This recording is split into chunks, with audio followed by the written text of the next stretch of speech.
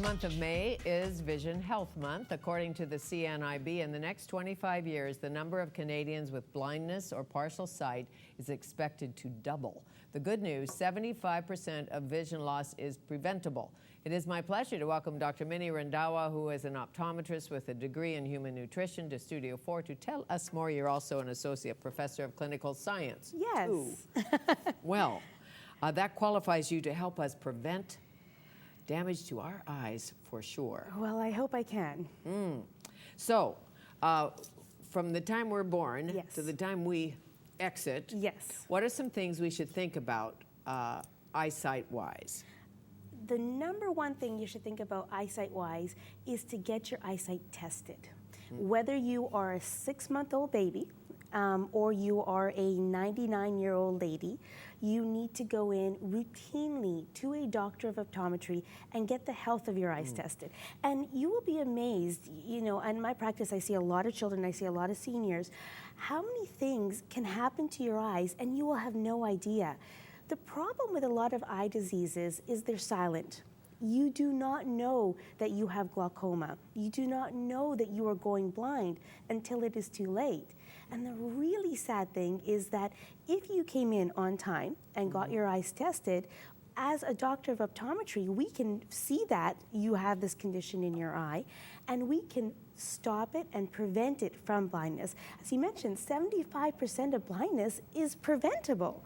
You know, and that's a high percentage. A high percentage. Really? Yes. So let's start with some of the issues. Cataracts. Yes. What causes them? How do you prevent them? What happens if you have them? Really, one of the main causes of cataracts is actually UV damage from sunlight. So the best thing you can do to prevent them is to wear sunglasses. Simple little thing. Put on your sunglasses when you're outside. And even, you know, in Vancouver, we don't get a lot of the really hot sunny days, but even on a cloudy day, there's still some UV out there. So we always recommend whenever you're outside and there's UV out there, wear your sunglasses. Wear your sunglasses, does that mean dark ones? Can they be light? Do they have to be special? The key is they should be at least 99% UV blockage. So look for that label on that sunglass that says 99% of UV at least is blocked. And if you wear contact lenses? Yes. Can you get contact lenses with UV in them You or can, not? you can, yes you can. There are some that are out there, and you should check with your doctor of optometry on that. Well, if you have hard lenses, as you know, you have to wear sunglasses all the time because when the wind gets in your eyes, it hurts. So whether you thought about it or not, it works. It does, yes. So aging, cataracts go together no matter what? What happens to somebody who's 90 who doesn't get a cataract? What did they do right? Well, sunglasses? They probably wore sunglasses. They probably lived a really healthy lifestyle. They ate their vegetables and fruits, which are really key. Didn't smoke. Took vitamins. You know, as much as we try and eat healthy, we need to top it up with good vitamins. And I know you have a specialist on that coming on next, so but it's really important to take some good multivitamins every day. There are specific eye vitamins out there as well, and you should really check with your doctor of optometry to see whether you should take your eye vitamins or if general vitamins are good enough for you. So if you have an early cataract, can you slow it down? Is it inevitable? One day you'll have to have the operation? No. Or how does that work? No, you know, I have many patients who come in when they have early cataracts, and we have not let them progress. Now, some genetics plays a factor, you know, aging plays a factor, but there are controllable things, such as wearing your sunglasses, such as doing the proper things nutritionally. It makes a big difference. And nutritionally, you'd say fruits and vegetables, obviously. What about lutein? Lutein is Seems to be the most popular It is. You know, lutein is really important for the back of the eye, for macular degeneration in the retina of the eye. That's where lutein really plays a big role. In a cataract, vitamin C, actually the second highest store of vitamin C in your body is in your lens, which is where the cataract happens. So vitamin C is key for that. And some of the cataract operations seem to be highly successful. Oh, yes, yeah. So, you know, been doing it a long time. A long time. And so if you do end up needing cataract surgery, know that it is a very safe and fairly easy surgery to do. So you should have good confidence in it. But you know, cataract is one of those causes of blindness that is reversible. A lot of them aren't. Glaucoma and macular degeneration, you can't fix it once it happens. How do you know if you have a healthy macula? You don't. You don't. And the only way you know is by going to see your doctor of optometry. You know, if you, with a macula, I had a patient actually a couple months come by a couple months ago who just general checkup, you know, and she sat down in my chair and I took a look in one eye. She was seeing perfectly. When I covered up the other eye, she was taken aback. I can't see anything. She had gone blind in one eye and not even known. And not knowing. Because the other eye was just compensating for it. Really? And she was, vision was completely gone. She was blind in that eye. And people who get macular degeneration, genetic? Yes.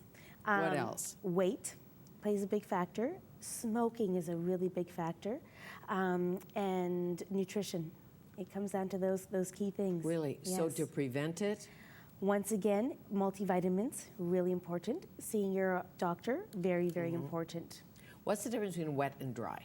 Wet is when you is an advanced stage, and that is when there is actually bleeding in the back of your eye, and that is more serious. For that, you need immediate treatment, or you could have, you know, permanent. Go blind. Go blind, yeah. Yes. If you just have a little bit of macular degeneration, Yes. there's one that's more serious, I know. The wet is more The serious. wet is more serious. Can you have it in only one eye and not in both Absolutely. eyes? Because I remember Science 101, eyes are sympathetic. Yes. But they don't catch macular They don't degeneration. have macular, no. So you can have it in one eye. Oftentimes they'll be in both eyes, but they'll be worse in one eye than the other eye. Same with glaucoma. Usually it's in both eyes, but there are cases where it can just be in one. And glaucoma is caused by what? Glaucoma is when there is increased pressure in your eye, but that's a tricky one because, you know, people come in sometimes and say, oh yeah, I feel pressure in my eye, I think I might have glaucoma. The pressure with glaucoma, you will never feel it. You will not know that you have glaucoma. It is 100% silent, and you go blind very slowly. What happens is, month 1, you see out to here.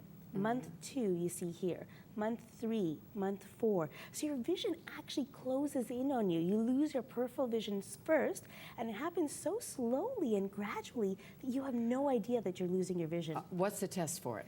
A simple test. When you come in and every time you go see a doctor of optometry, they check the pressure in your eye. And they take a look at the back of your eye, at your optic nerve, and they can measure the size of the optic nerve, and that will tell them if you have glaucoma Is or that not. that little puff test? Yes, yes. They do a little puff? Oftentimes it is that puff. There are, This may surprise you. No kidding. well, you know, there are other ways to test for it though. So if you don't like the puff, tell your doctor and they can measure it other ways. Oh, okay. Yes. It doesn't hurt. It's fine, just a little surprise, Yes. don't you know? But could you have pressure in the eye and it not be glaucoma? Could it be something else? Usually it's glaucoma. Usually it is. Yes. So not the pressure you feel though. So if the pressure is high in your eye, the measurable pressure, that is glaucoma. But if you feel like you have pressure in your eye, that is not glaucoma. That is something Okay. else.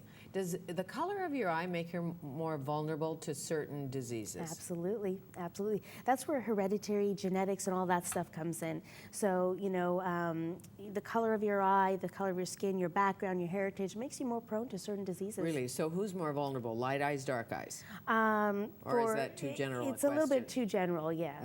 Yes. Because I would think sun-wise, I don't know, but sun-wise, light eyes would be more vulnerable. You definitely get more absorption. Yes, you're more sensitive to the light if you've got lighter eyes.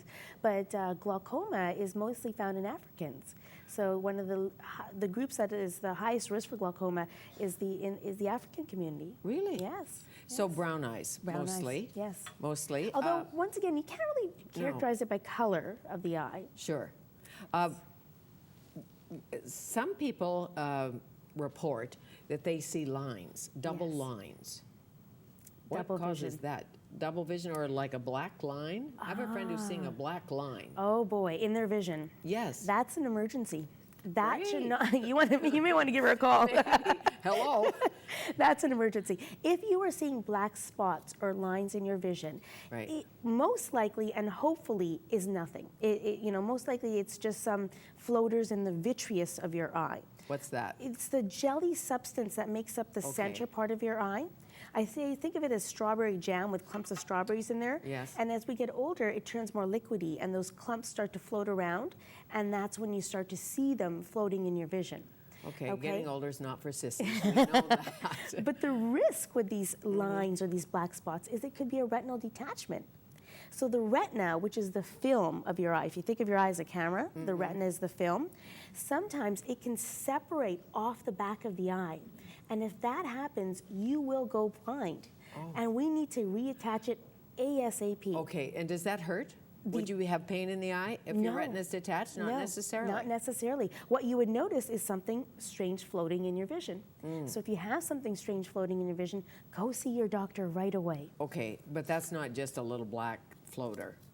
You know, I mean, no, have everybody to be more has. than Yes. Every once in a while, something swims through your eye. But you know Who knows what?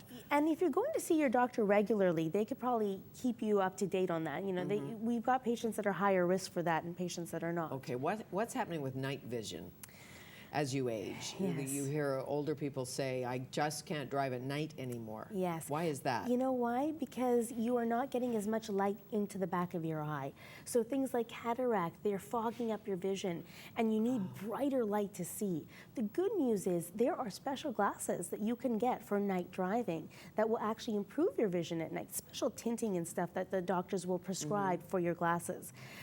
So, you know, once again, talk to your doctor about it, because they can give you So stuff for that. the lens will actually just throw more light into the back. It's like when you're skiing moguls or something, and on a dull day you wear yellow glasses. Exactly the same principles.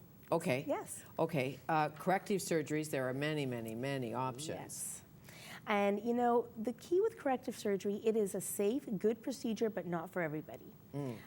There are, you know, certain group of people who are really great with it, and the type of surgery depends also on what is best for your eyes. There's no such thing as, you know, LASIK is one type of surgery, and PRK is another one. There's no such thing as the better surgery. It's what is better for you and your eyes. I'm sure I'm a chicken.